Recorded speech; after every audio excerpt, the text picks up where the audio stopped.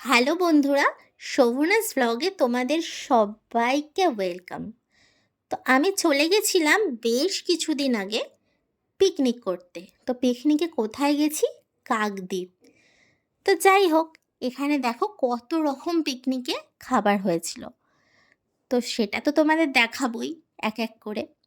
আর এখানে পিকনিকটা কিন্তু হেভি মজা হয়েছিল, কারণ গ্রামের দিকে হয়েছিল পিকনিকটা। কাকদ্বীপ তো বেশ ভেতরের দিকে হয়েছিল, যেহেতু দেখো কত সুন্দর গ্রামটা কিন্তু।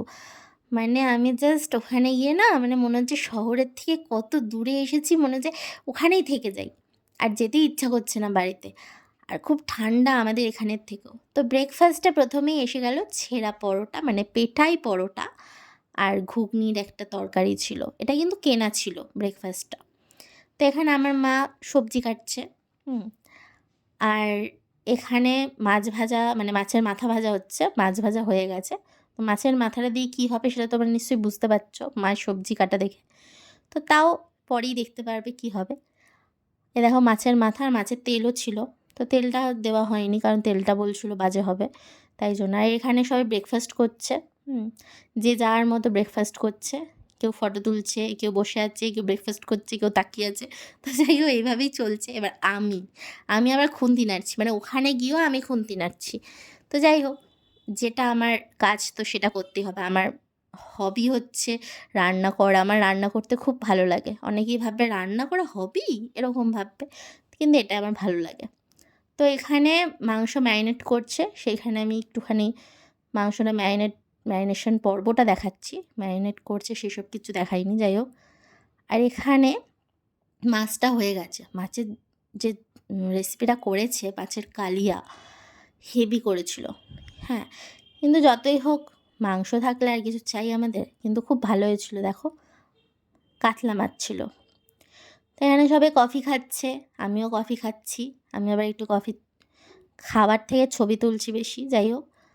এখানে ফুলকপির পকোড়া ছিল, চিকেন পকোড়া ছিল। তো চিকেন পকোড়া। আর এখানে আমার এক দাদা চাটনি নাড়ছে। চাটনি কিন্তু বানায়নি, কিন্তু চাটনি নাড়ছে। যাই হোক, চাটনিটা সবাই অন্য কেউ বানাচ্ছে, আমরা সবাই খুন্তিই নাড়ছি। বানাচ্ছিল হচ্ছে এই দাদার শাশুড়ি, যে উনি বানাচ্ছিল। তো যাই হোক, এখানে মাংস নাড়ছে। মাংস নাড়তে গিয়ে তো একটা কেস হয়েছে।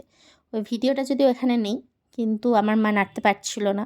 তো আমিও নাড়তে পারছিলাম না, মানে লোহার খুন্তি, আর এত ভারী লাগছে, মাংস উল্টাতেই পারছি না। তো এখানে দাদারাই মাংসটা নাড়ছিল, কারণ আমাদের দ্বারা হচ্ছিল না মাংস নাড়া। কারণ অভ্যস্ত নই, স্বাভাবিক, তাই পারবো কী করে।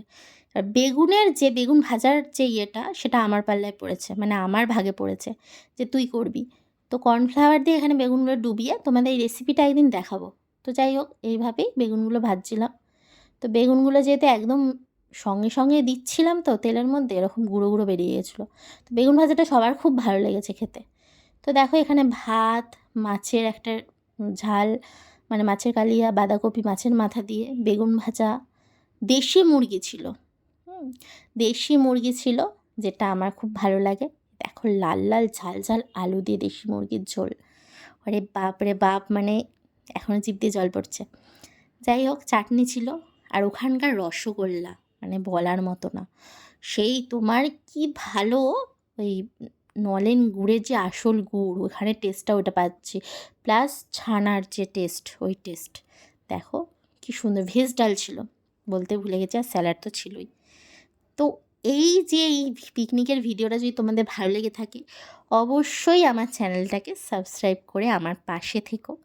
আর লাইক তো অবশ্যই একটা করে দিও, কারণ আমি খুব কষ্ট করে ভিডিওটা করেছি। কষ্ট করে না, তোমাদের জন্য ভিডিওটা করেছি। তো যাই হোক, আজকের মতো তাহলে তোমাদের সবাইকে জানাই টাটা, বাই বাই।